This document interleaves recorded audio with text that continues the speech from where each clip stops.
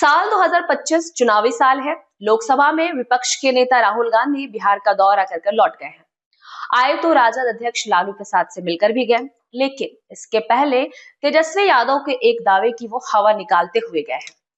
बिहार में सीटें भी जातीय जनगणना के आधार पर बटेगी, इसको राहुल गांधी ने फर्जी बता दिया। लोकसभा के बाद अब विधानसभा चुनाव में भी तेजस्वी यादव लेने वाले थे जातीय जनगणना का क्रेडिट।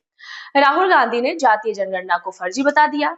अब ऐसे में सवाल ये उठता है कि क्या तेजस्वी यादव अपना एजेंडा बदलने वाले हैं? चुनावी साल में अगर बात की जाए तो मीडिया को दिए गए इंटरव्यू में भी तेजस्वी यादव ने जनगणना का क्रेडिट लिया था। बिहार विधानसभा चुनाव समय पर होगा, ये तो पक्का है। सत्ता और विपक्ष अब दोनों ने इसकी पुष्टि कर दी है। विपक्ष के नेता तेजस्वी यादव ने कह दिया है कि अब कोई खेला नहीं होगा। मतलब तेजस्वी यादव चुनावी रण में उतरने की तैयारी में जुट गए हैं। वह ये भी कह चुके हैं, लोकसभा चुनाव के पहले विपक्षी दलों का बना गठबंधन इंडिया अब अस्तित्व में नहीं है। बिहार में महागठबंधन एक है। यह सारी बातें समझ में आ रही है, लेकिन चुनावी साल में पहली बार बिहार आए लोकसभा में विपक्ष के नेता राहुल गांधी कुछ ऐसा बोल गए हैं कि महागठबंधन के अंदर संशय की स्थिति हो गई है। तेजस्वी यादव जिसे चुनाव में बुलाने वाले थे, वो एजेंडा शायद काम नहीं करेगा। उस एक बड़े मुद्दे पर राहुल गांधी ने कांग्रेस की अलग ही राय रख दी है। महागठबंधन के सबसे मजबूत दल राष्ट्रीय जनता दल ने लोकसभा चुनाव 2024 के दौरान बिहार में राष्ट्रीय जनतांत्रिक गठबंधन के खिलाफ मोर्चा ले रखा था। लोकसभा चुनाव के दौरान तेजस्वी यादव बार बार ये कहे जा रहे थे कि वह मुख्यमंत्री नीतीश कुमार के साथ गए तो बिहार में जातीय जनगणना हो सकेगी। वो बिहार के जातीय जनगणना को लेकर लगातार अपने एजेंडे में रख रहे हैं। उन्होंने बिहार विधानसभा चुनाव 2025 को लेकर बनी हर कार्य योजना में इसे जगह देने का मन बनाया। चुनावी साल में तेजस्वी ने साफ साफ कई जगहों पे कहा है कि विकास का कार्य हम लोगों ने किया है, जातीय आधारित गणना कराया है, आरक्षण की सीमा हम लोगों ने बढ़ाई है, हम लोगों ने जो कहा वो किया। लेकिन यह क्या, राहुल गांधी ने तो पटना में आकर ही कह दिया कि बिहार में फर्जी जातिगत जनगणना हुई थी। बिहार विधानसभा चुनाव 2020 के जनादेश से राज्य में गठित हुई राष्ट्रीय जनतांत्रिक गठबंधन सरकार ने जातीय जनगणना कराने का फैसला किया था। तत्कालीन विपक्ष यानी कि महागठबंधन के दलों ने भी इसका समर्थन किया। आम लोगों ने विरोध शुरू किया और मामला कोर्ट में गया। इस बीच मुख्यमंत्री नीतीश कुमार ने अगस्त 2022 में एनडीए छोड़कर महागठबंधन का दामन थाम लिया और इसी के बाद जातीय जनगणना होकर इसकी रिपोर्ट आई और अक्टूबर 2023 में आनन फानन में आरक्षण भी बढ़ा दिया गया।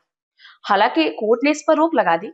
इस रोक को भाजपा की साजिश बताते हुए तेजस्वी यादव लगातार बिहार में जातीय जनगणना कराने और आरक्षण बढ़ाने का दावा करते हैं। एक तरफ एनडीए 2020 में अपनी सरकार बनने पर जातीय जनगणना का फैसला करने के लिए क्रेडिट ले रहा है, तो दूसरी तरफ देखा जाए तो अगस्त 2022 में उप मुख्यमंत्री बने तेजस्वी यादव जनगणना कराकर आरक्षण बढ़ाने का क्रेडिट ले रहे हैं। दोनों ही समय मुख्यमंत्री नीतीश कुमार थे, इसलिए उनका क्रेडिट देना तो बनता है ना। ऐसे में अब राहुल गांधी के बयान के बाद सवाल ये उठ रहा है कि क्या तेजस्वी यादव इस क्रेडिट वार में पिछड़ जाएंगे? बिहार में चुनावी राजनीति करने वाले हर दल को पता है कि यहाँ विकास से ज्यादा जाति बड़ा मुद्दा है। जातीय जनगणना के बाद बड़ा आरक्षण लागू हुआ था, तभी जातीय गतिरोध बढ़ा था। बहुत कुछ हुआ हो, लेकिन इसके पहले हाई कोर्ट ने इस पर रोक लगा दी। सुप्रीम कोर्ट ने भी इस रोक को हटाने से मना कर दिया। ये मामला अभी भी वही है। लेकिन बिहार में जातीय जनगणना के आंकड़ों का जो माहौल बना कर वो बिहार विधानसभा चुनाव 2025 में कहीं ना कहीं प्रभाव दिखाएगा, ये तो पक्का है, कर रहे थे। अब सवाल वहां आ रहा है। Chanakya institute of political rights and research के अध्यक्ष सुनील कुमार सिन्हा कहते हैं कि बिहार में सीटों का बंटवारा भी इसी जातीय जनगणना के आधार पर होगा और हमेशा की तरह जातीय गोलबंदी से ही चुनाव परिणाम भी प्रभावित होगा।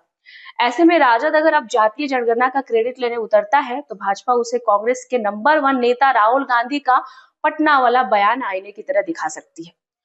राहुल गांधी का यह बयान महागठबंधन की एकता के लिए मुसीबत बन सकता है, क्योंकि उन्होंने जातीय जनगणना को फर्जी बता दिया था। तो ये थी बिहार की सियासत से यानी आने वाले विधानसभा चुनाव से संबंधित एक अहम खबर जो लाइव बिहार के माध्यम से मैं आपको साझा कर रही थी। आगे और भी अपडेट्स के लिए बने रहिए आप हमारे साथ लाइव बिहार पर। मैं थी आपके साथ सृष्टि।